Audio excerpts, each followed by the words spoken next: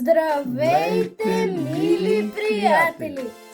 Отново сме заедно и днес днеска е много щастлив ден и днес в този щастлив ден ще играем на игри с думи, на две игри с думи. Много интересно и забавно преживяване. И така да започнем. Първата игра ще трябва да казвам на една дума, примерно да започнем аз да казвам слънце и думата завършва на и дядо трябва да каже последната буква е и той трябва да каже с тази буква започваща дума с например Елен и после съм аз и той казва Елен завършва на Н и аз трябва да кажа дума започваща с Н. И така се върти. Това са в основни линии правилата. Да. И така да започнем. След този пример. Сега да започнем да играем тази игра. 1, 2, 3. Хладилник. Никола. Колю. О.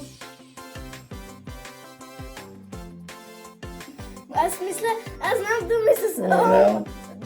Добре, аре, това от теб да мине. Аре, Л.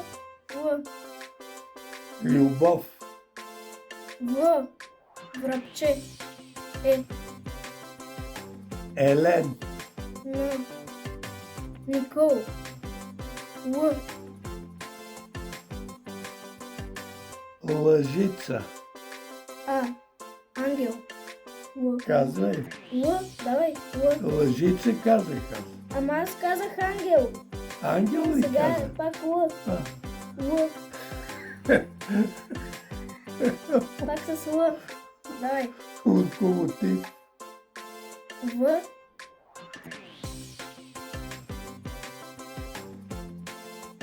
Вакуум. М. Минчо. Добре. О. Орех. Храст.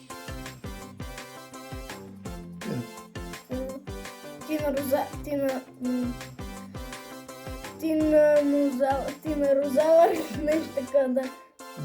Това е динозавър. Динозавър. Тина. Добре, Тина. И последна дума? С А. Ало. Добре. Добре, това беше първата игра. Сега втората игра на думи. Трябва да казваме, изглежда много лесна и трябва да казваме думи много бързо. И тук ще играем с точки.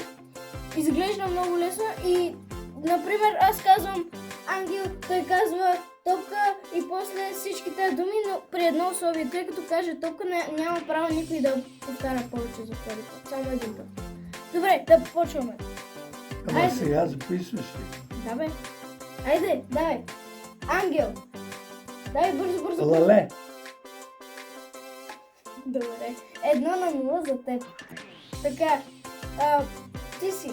Една точка казвам. Да, една точка. Давай, казвай определена дума. Бързо. Куче. Ангел.